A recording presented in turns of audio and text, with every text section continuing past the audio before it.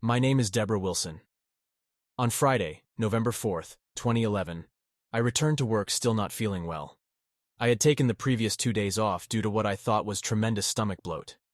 I had eaten way too much of my granddaughter's birthday cake during the week and thought that must be the cause of the distress. About 3 p.m., a couple of office workers told me I didn't look well, and perhaps I should go home. As I was driving the 6 miles to my home, my lower back was becoming increasingly painful. I prayed to get me home safely, just so I could lay down. When I arrived home, I was surprised to see my daughter Amy was there, which was unusual. She asked me why I was home, and I told her to call 911 fast. Then I dropped to my knees. The paramedics took me from my bedroom into the ambulance, as I was later told. I came to in the ambulance and was screaming for pain medication. They said they couldn't give me anything until I was diagnosed. The pain was so horrific by then, about 3:45. I couldn't endure it.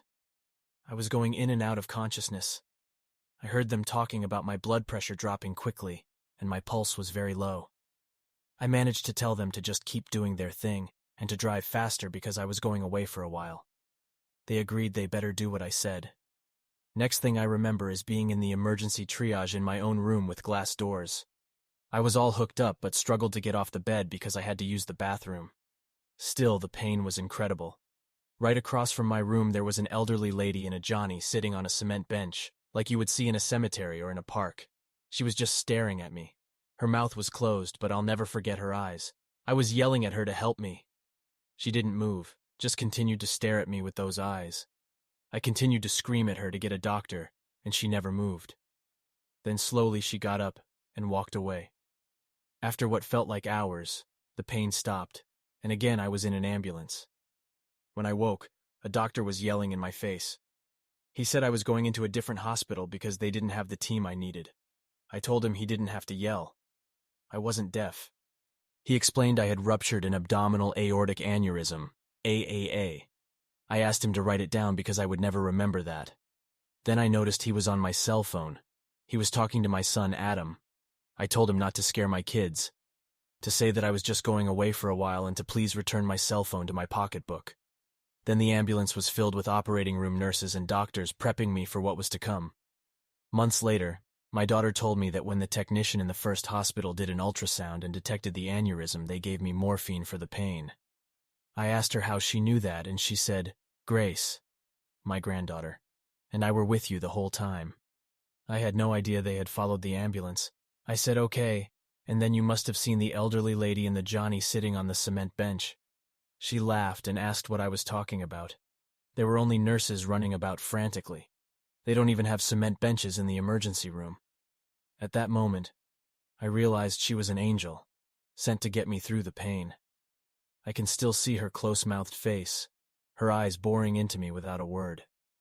I have no recollection of arriving at the hospital, meeting any doctors, or being wheeled into the operating room. All I know is that I was floating, upward for a while, then just forward, and there was so much to look at. I was very warm and comfortable and felt pure love and joy at being there. The path I floated down had magnificent columns of undulating soft pastel colors, columns from far below to higher than I could see. There was an underlying music all around me, the music of the vibration of color. I felt as though I was heading for the sun, but there was no glare and the temperature was perfect. I realized I was in heaven. 30 years prior to this near-death experience, I had an experience after giving birth to my daughter. I floated upward in a white tunnel. At the top, my great-grandmother greeted me. She was dressed in her house dress with her usual apron. She hugged and kissed me and told me I had to go back. It wasn't my time. I told her it was okay and let her know I wanted to stay. I even asked her for one good reason why I had to leave. She reminded me of the new baby girl I just had, and told me all will be fine and that she would see me soon enough. She was the catalyst of my desire to become a medium, and still is. Getting back. After traveling through the columns, I came to an enormous opening. The feeling of comfort, warmth, and love I was experiencing was more than I had ever imagined, and I knew then that I did not want or need to return. At the opening, I was gently veered off to the left towards the entrance of the most magnificent cathedral-type structure. I floated in high above where the floor might be. Again, I floated inside the huge cathedral-like structure for a while. I briefly wondered where all my deceased loved ones were. Surely someone would come greet me. At that point, I came to an archway intricately patterned in the most beautiful colors. I could actually see the archway breathing. As I floated into the tremendous hall, I saw my mother below me to the left, sitting on the edge of a settee, dressed in an off-white gauze flowing skirt and billowing blouse. So unlike her. I was so happy to see her. I floated close to her and asked what she was staring at. She slowly averted her head in the direction of yet another huge hall, which was a soft glowing white. I could deeply feel her sadness and remorse. I slowly floated toward the next hall and instantly knew why she was so sad. I was stopped from going further, but could clearly see myself lying on a table surrounded by 7 doctors. I was being operated on. The only part of me that could be seen was my closed eyes, some bangs, and my heart feverishly being repaired. I told my mother to stop them because it was okay with me if I stayed with her right where I was. She said, without moving her lips, that it was not our decision. With reverence, my mom made me look again closer. It was then I saw 4 highly ascended healers working very closely with the doctors. At the head of the operating table was my head surgeon. On each side of the table were the remaining 6 doctors. 2 healers were positioned behind the 3 doctors on the left side, and 2 healers were standing behind the doctors on the right side of the table. The healers were from long ago eras. The undulating colors of their gowns were deep purples and greens. Their headdresses were like the Pope's tall, roundish, triangle-shaped mitre, matra. The mitres were very deep red and gold. They were from different parts of the ancient world. I tried to enter the hall and tell them to stop, but I was forced to stop by a very powerful, loving energy. I floated back to be closer to my mother. I told her I understood her sadness. I understood she couldn't keep me there, and she made me understand I would be okay.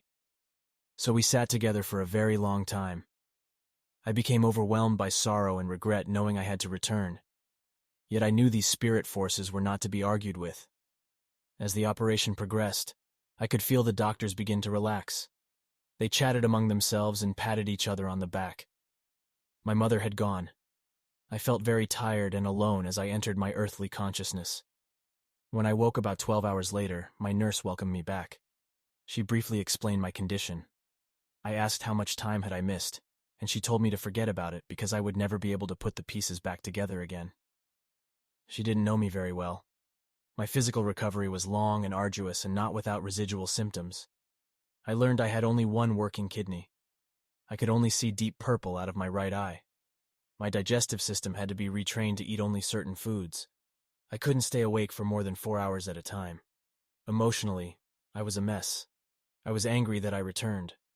My surgeon told me he hears that often when people undergo difficult surgeries. I told my family about my trip to heaven. They listened intently, but I felt like I wasn't being heard. So as time passed, I became depressed. I wasn't me anymore. The things I loved to do before I couldn't do anymore. Because my boss decided to let me go after my detour, my finances were a disaster, which added to the chaos I was feeling emotionally. Then I made a deal. Angrily, I told God that if he wants me to be here on earth, then it's up to him to show me the way to endure. He's the one who gave all of us free will, yet he took away my free will when I was in heaven. I was spiritually confused. Every day when I woke, I reminded him that he had to help me. I promised I would be patient and do what I had to do on my part. After a few months, my affairs fell into place in the most unusual ways, from the least likely sources I could ever imagine. Yet I still felt unconnected. Over a year later, a friend had suggested I look into the Greater Boston International Association of Near-Death Studies group. At the first meeting I attended, a man sat across from me who had a glow surrounding him, which was undeniable. I just had to speak with him. After the meeting, I approached him and told him he was singing my song. He clearly knew what I meant and validated all my mixed-up feelings. He had his near-death experiences about 15 years prior and told me I had a ways to go before I felt normal again. He simply said, "Choose life. You already know where you're going to end up." I told him I felt like I had a leg down here and a leg up there. He suggested on tough days to reach up and grab a piece of what I know to be reality and bring it down here. I will forever be indebted to him and his ever so helpful words of wisdom. Since then, I have been free to appreciate my life and all of the circumstances. I feel now that I can sit back and simply watch it unfold. I know there is nothing more important in this world than love, and that love never dies. I learned there is absolutely nothing to worry about. I now truly believe everything happens for a reason, which, if we are patient, will unfold right before our eyes. I have truly come to understand the true meaning of faith. Unlike hope, which is always there, faith is based on knowing. As a medium, communicating with spirit for many years, I felt my life wouldn't be changed too much. Yet looking back, I see there are so many changes that have embedded themselves into my soul. My life is calmer and quieter than before my detour. I crave a lot of alone time. I pray more and with focus. There is no control. It truly is an illusion. Now 2 years later, I am living a totally different life spiritually. Hope is always there. It is based on desire, but faith is based on knowing. I choose faith. Watch this near-death experience next about a guy who met Christ and had amazing experience with him. You simply can't afford to miss it.